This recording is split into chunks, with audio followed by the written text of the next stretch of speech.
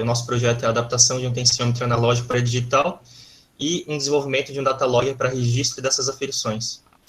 Então, dentre os nossos objetivos, a gente tinha adaptar o tensiômetro analógico por um sensor de pressão digital, a gente tinha que programar um microcontrolador para receber os dados de sensores digitais e analógicos, programar um data logger para processar esses dados, gravar esses dados em um cartão SD, processar os dados na nuvem e os exibir graficamente, e exibir as medições em tempo real em um display.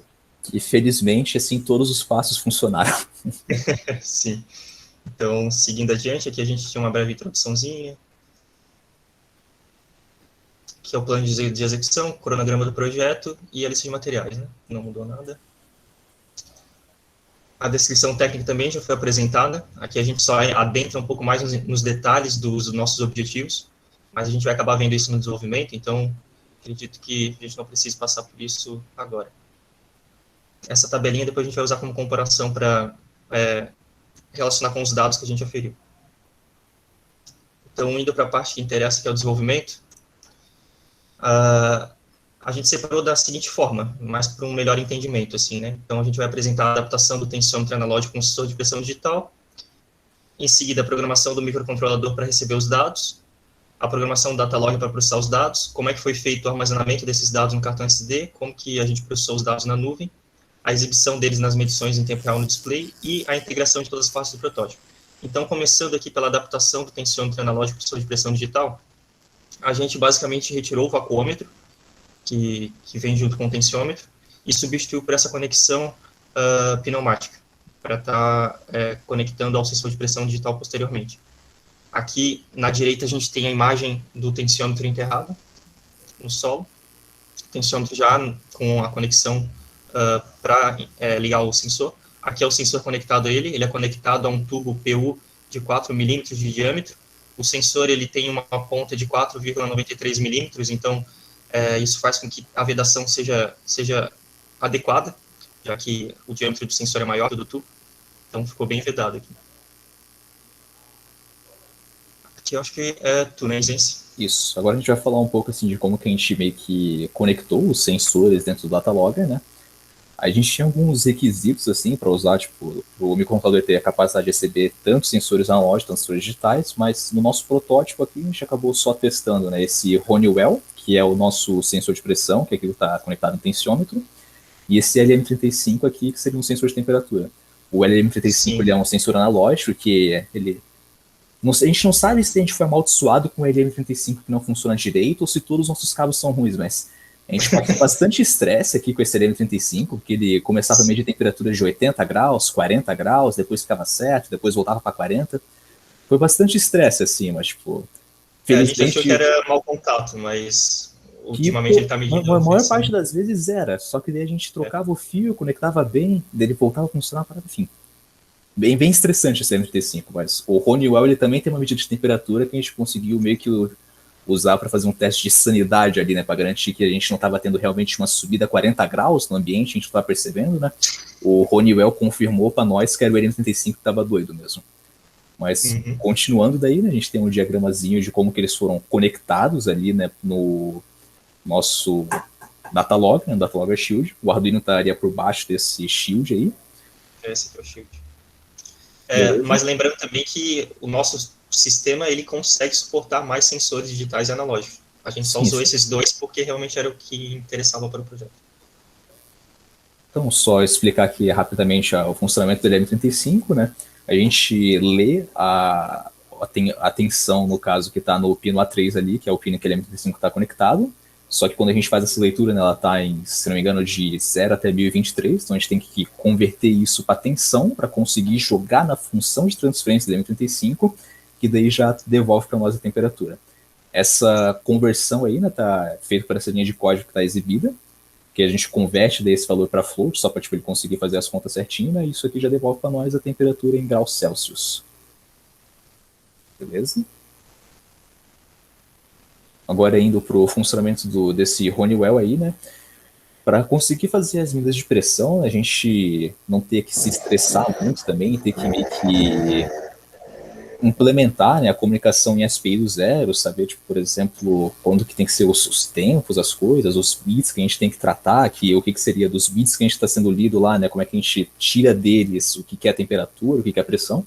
A gente só utilizou essa biblioteca aí, né, que a gente só tem que chamar as funções, a gente primeiro cria lá um objeto dela, né, inicializa na setup e depois disso a gente consegue chamar essas funções que estão em verde ali, né, que é a read sensor, a raw temperature, raw pressure, raw temperature e a pressure temperature. Só para ser resumido aqui, a diferença da que tem a raw e a que não tem a raw é que a gente tem que aplicar uma fórmula, que é essa fórmula ali da pressão, que a gente está em negrito min count, max count, min count, né? Quando a gente puxa os dados brutos, que seria raw pressure, a gente tem que aplicar essa fórmula para meio que converter daí de um valor inteiro lá, né, que seria um valor em counts, que é o que o sensor devolve. A gente tem que converter essa leitura para uma medida de pressão em PSI, é essa fórmula que a gente usa daí. E esses valores, min count, min pressure, não sei o quê, tudo eles vão depender do modelo do Honeywell que você tem e do que está descrito no datasheet. Vai ter uma variância aí dos modelos, a gente pegou daí nos links que estão exibidos ali, né, na referência do datasheet. A temperatura, quando a gente pega do Honeywell, é a mesma coisa. E daí, só para deixar um pouquinho mais claro, né, quando você, ao invés de puxar a raw temperature, puxa a temperature, o que ele faz? Ele usa a saída, né, isso a biblioteca usa a saída da raw temperature, ela usa isso e aplica a mesma forma que a gente escreveu ali. É isso que acontece. A gente usa esses dois dados diferentes, né, por causa que quando a gente tentou enviar para o ESP os valores de pressão já em PSI, que é um float, né, não estava chegando direito, estava chegando tipo zero, não estava enviando. E quando a gente enviou os valores em int, daí, que seria o resultado dessa raw pressure e raw temperature, foi sem problema. A única diferença é que no ESP daí a gente precisava aplicar essa fórmula que está descrita ali em amarelo para temperatura e para pressão. A gente tem daí agora, né, o código ali embaixo, só tipo... que acho que não precisa explicar, né? Sim, não vou falar linha por linha, mas tipo, tá ali o código mostrando tipo, como que foi implementado, daí essas equações estão descritas, né, como que tá sendo. Só esse trecho específico, né, que envia para o ESP, e daí no ESP que faz a conversão, né, desse dado em counts para um dado em PSI. Daí ali no ESP, né, já pode ver que a gente substituiu já o que era o min counts, max counts, os valores estavam no datasheet. Mas é isso. Já podemos ir agora para a programação do datalogger mesmo, né, quando ele está fazendo... Aqui seria só para ele conseguir exibir na serial, né, para a gente conseguir saber se estava funcionando ou não, as informações do horário, né? E a gente e esse print data aqui, a gente fala que ele recebe uma variável booleana. Essa variável booleana é só para, tipo, quando a gente chama print data, né, a gente tem a opção de imprimir só a data, tipo, e mais nada, assim. Ele só exibe lá, tipo, sem nenhum tipo de indicação, tá, isso aqui é o horário, não. Ele bota a hora, ele bota... Deixa eu até conferir aqui a ordem certinho. Sim. Ele coloca a hora, um minuto, segundo. Depois isso. tem E depois dia. ele bota a data, né? O dia, o mês do ano. Bota só isso, sem mais informação nenhuma. Para isso que serve essa booleana que a gente bota na print data. E daí que isso a gente usa quando a gente insere daí, né? Que dá para seguir mais um texto ali para atualizar a data. A gente está mencionando ela. Essa atualiza data é a função que a gente usa para setar qual que é o horário, né, no RTC mesmo. Então, atualiza data até aqui, é onde a gente seta o horário. Que ele verifica que se for lá pro void loop daí, né, ele verifica que tem 12 bytes na serial. Isso aí, quando tem 12 bytes na serial, ele sabe que a gente está inserindo o horário novo. Ele chama essa atualiza data, né, que vai ler daí esses ints e vai inserir no RTC. Você pode ver aí que a gente cria ali um time elements TM, né, objeto desse tipo, é só para a gente meio que fazer a interação de converter desses ints fornecidos da serial para ensinar RTC. A gente tem que fazer algumas conversões. Então a gente coloca nessa time elements T, coloca daí as informações de ano, de mês, dia, converte daí essa time T para tipo time, e isso é o que a gente realmente, para time T, de time elements T para time T, e é isso que a gente insere no RTC. Tem esse meio que essa meio que passagem para a gente conseguir inserir os dados que vieram da serial no RTC. Aí a gente tem uma imagem agora, né, de como que aparece na nossa serial, que tem ali a setup, né, o horário modificado. Logo depois do horário modificado, ele chamou daí a print_s com essa variável booleana como verdadeira, que daí pode ver que ele só exibiu o horário e não exibiu daí, tipo, nenhuma informação de sensor, nada. E dele reiniciou o Arduino. Ele reseta o Arduino, porque a gente estava tendo alguns problemas ao modificar o horário, ele não enviar para o nosso datalogger através do ESP, não enviar as informações. Mas daí resetando, esse problema reduziu bastante. Sim, a gente não conseguiu descobrir o porquê, porque se a gente não resetasse o Arduino, tipo, depois de mudar o horário, ele pulava alguns envios, né? A gente conseguiu descobrir que se a gente resetasse o Arduino, depois de mudar o horário, resolvia o problema. Então, é isso que tá. Sim. E daí tem a nossa setup ali, né? Que iniciando o cartão SD, beleza? Que o Arduino acabou de ser resetado. E daí tá a print data, tipo, completa, né? Sem ter essa interrupção pela variável booleana. Que daí ele mostra o horário, depois mostra o sensor analógico 1, sensor analógico 2, que no caso é Vou ruim, dizer que é um ruído, não tem nada conectado nele. A gente nem A registra ele no pressão, datalog, né? a pressão do Honeywell e a temperatura do Honeywell. Isso. E daí, Ele já pode ver a temperatura da LM meio... sim, a rebeldia dele, que ele começa certo até, não, 29 graus, o Honeywell 27, só que ele vai passando o tempo ele começa a subir para 33, para 40, para 80.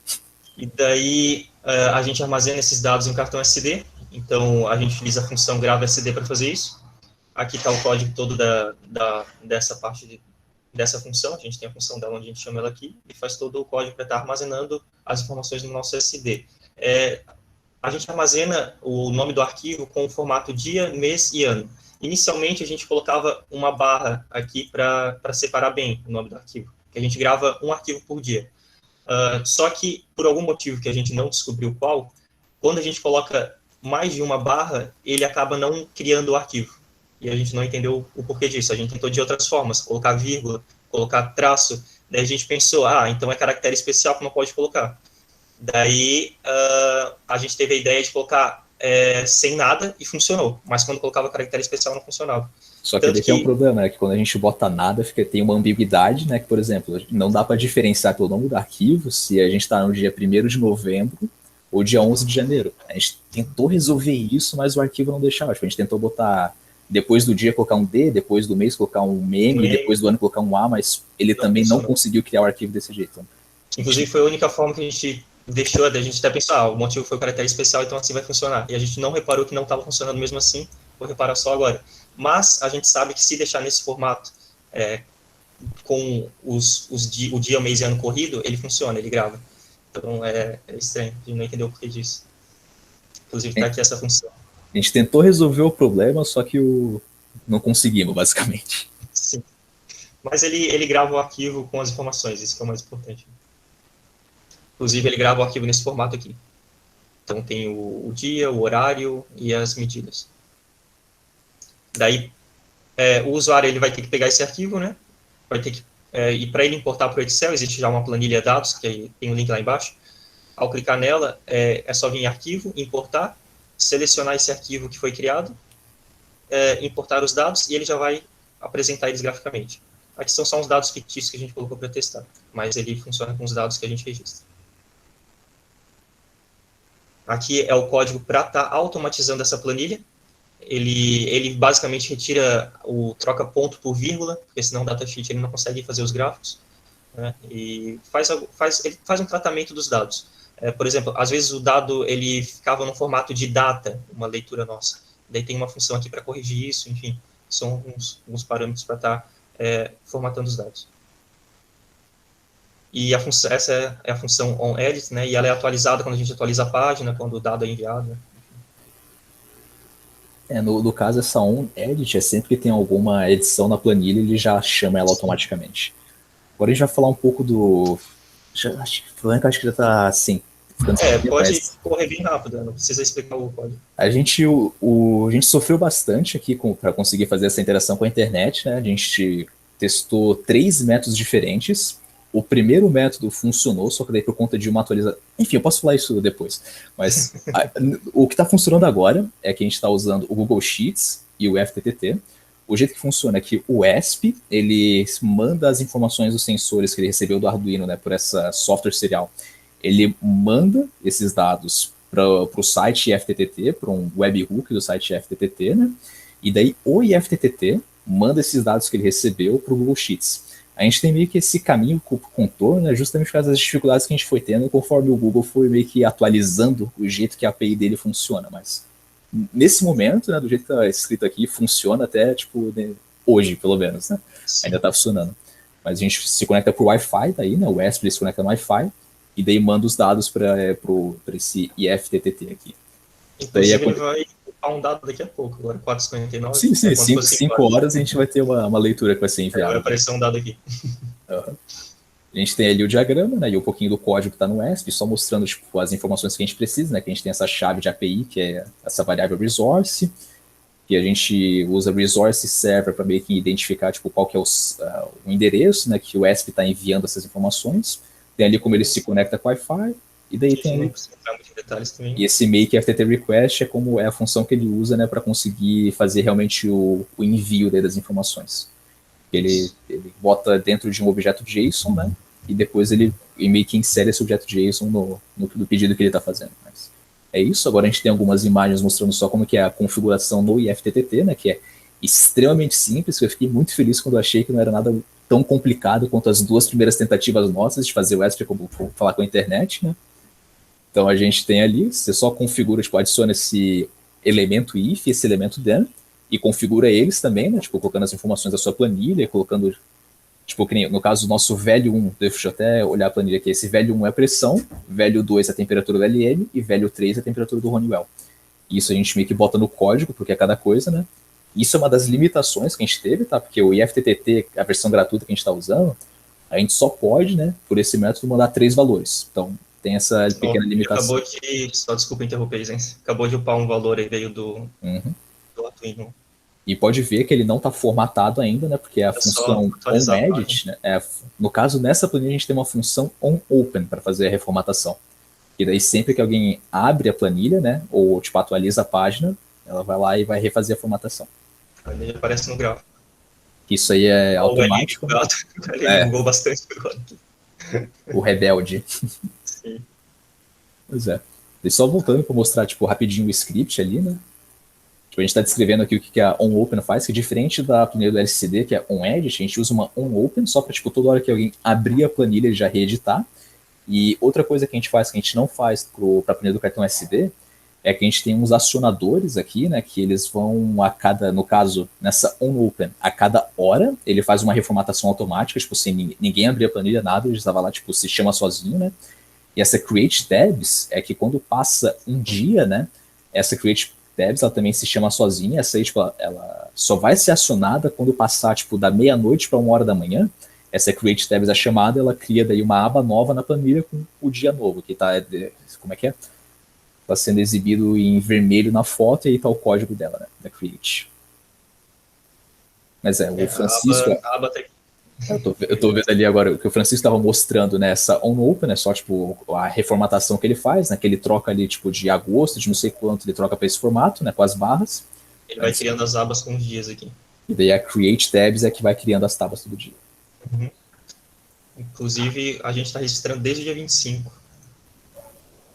Só que com o sensor conectado a um tensiômetro desde ontem.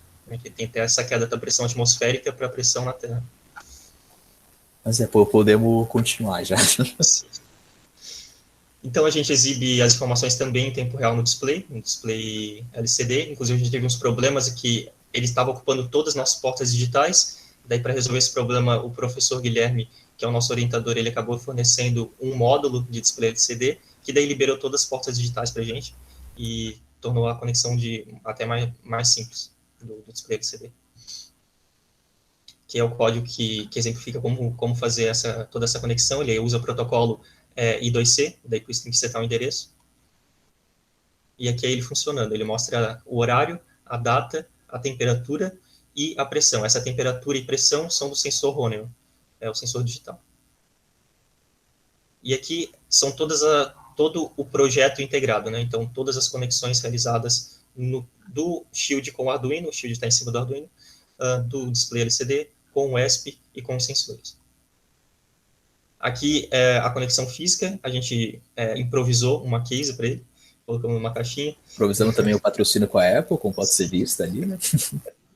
Daí que tá essa conexão toda aqui, é essa física, e basicamente é isso. Daí os cabos eles vão até o sensor que está no tensiômetro. No tensiômetro digital, que agora é digital. Aqui é um videozinho, não sei se cabe a gente mostrar, mas basicamente é o que está na foto. Só vou passar rapidinho aqui. Ele mostra ele funcionando. Ali eu explico. A gente gravou um outro vídeo mostrando, a gente e o Francisco, né? Mostrando a parte de dentro dessa caixa, só que ele não terminou de upar para a apresentação. Depois vocês podem ver lá no site. Aqui tem o download dos arquivos do projeto, código do Arduino e do ESP, datasheets, pesquisas que a gente utilizou para fazer o trabalho, as bibliotecas que a gente utilizou, e aqui vocês podem acessar as planilhas. A planilha online, que é alimentada pelo ESP, que inclusive é essa aqui, e a planilha do cartão SD, que basta colar os dados do cartão SD que ele já vai gerar os gráficos automaticamente. Então, os nossos resultados agora. Inicialmente, a nossa ideia inicial não era nem testar o tensiômetro analógico, por isso até que a gente acabou tendo problema, a gente só ia substituir e comparar com dados na internet. Mas daí a gente resolveu, vamos colocar o tensiômetro analógico para obter as medidas dele e comparar com o nosso digital para ver se faz sentido. Só que ao inserir o tensiômetro analógico, ele não aferiu nenhuma medida. Então, e também a gente reparou que a água que a gente insere aqui no tensiômetro, a gente inseriu uma água aqui dentro, ela se esgotava muito rápido. Então, provavelmente, estava entrando ar em algum lugar aqui. Eu acredito, né, com quase certeza, que é nesse registro aqui. Eu acho que ele não estava bem preso o tensiômetro, o vacuômetro no tensiômetro. O vacuômetro é esse dispositivo, eu acho que ele não estava bem preso e por isso que ele não estava registrando nenhuma medida. Mas ao substituir pelo sensor digital, a gente fez a substituição ontem, ele também não estava com uma medida muito, muito bacana. Aqui a gente pode ver, a gente inseriu o sensor digital às 4 horas do dia de ontem. Na verdade foi às 3, mas ele acabou não registrando aqui. Às vezes tem uns bugs no sistema que ele acaba não enviando alguma hora, mas é raro. Então, às 4 horas ele estava registrando uma pressão de 0,56 PSI, menos 0,56 PSI. E ela foi aumentando, o que não faz muito sentido, porque quando o solo seca, essa pressão tem que diminuir. Então, a gente pode ver que ela foi aumentando até chegar aqui 7 da manhã, ela chegou em 0. Então, quase a pressão atmosférica. Daí, o que eu fiz foi abrir novamente aqui, inserir novamente com água e colocar a água até a borda transbordando e já vedar ele com uma rolinha que vem junto. Já vedei. E ele está até agora, desde quando eu vedei, registrando uma pressão que faz muito mais sentido, né? Então, eu acredito que ele não estava funcionando adequadamente porque tinha ar aqui dentro. E realmente, quando eu coloquei a primeira vez, eu não tinha colocado água até a borda. E eu acho que é por isso que entrou algum ar. Daí, agora, às 4 horas, ele registrou menos 2,12, né? Mas agora, às 5, ele já estava em... Opa, aqui. Ele já estava em menos 2,25 PSI, né, o último dado que ele registrou que foi agora há pouco. Isso para bar, menos 2,25 PSI, vai dar mais ou menos 15,51 centibar. Então, para ter uma noção, ele está quase precisando ser regado. Se a gente for aqui na descrição técnica, vai ter uma tabelinha. Essa tabelinha aqui, então, de 6 a 10 centibar, o solo tá irrigado, né? A gente não precisa irrigar. Agora, quando chega de 20 a 40 ali, já começa a ficar um solo mais seco. Inclusive, se a gente for olhar aqui no vacuômetro, ele mostra bem. Esse azulzinho seria de 0 a 10, na verdade. De 0 a 10, que tipo, tá tranquilo, tá irrigado o solo. Indo para o verdinho, ali para o 20, daí já pode ser necessário irrigar, depende do solo, né? Não tão necessário. Aqui no amarelo já vai ser necessário. A gente está quase chegando aqui no 20, no sensor digital. E aqui tem os dados da temperatura. A gente pode ver que o LM ele dá umas bugadas bem grandes. Até aqui ele estava funcionando bem, que era quando ele estava dentro de casa. Quando eu coloquei ele para fora, coloquei na caixinha, ele já variou bastante. Nosso rebelde. Mas a temperatura do sensor de pressão faz bastante sentido.